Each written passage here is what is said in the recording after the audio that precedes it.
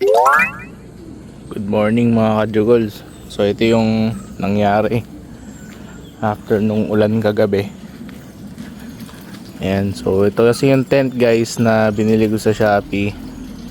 May sira kasi yan, so nagpa-refund na lang ako dun sa binilang ko sa Shopee ng parang around 10% kasi may sira siya sa sa paa. Ayan, so tingnan nyo tong isa. Wala man lang nangyari oh. Walang pull ng tubig sa taas. So ito guys, kahapon sobrang lakas ng ulan. Ito oh, binutas ko na yan para yung tubig lumabas. Kaya lang mukhang hindi na niya talaga kinaya. Ayan, bumagsak na guys. Ayan, may isang tub siya na tinamaan, nabutas. Ano lang yan, mga ilang piraso, buti na lang konti lang yung laman. Pero ito naman nakikita nyo, di ba? Okay siya.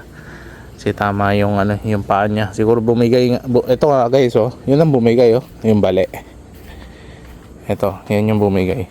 Yun yung bali sa kanya. Ito yung mismong sira dun sa package.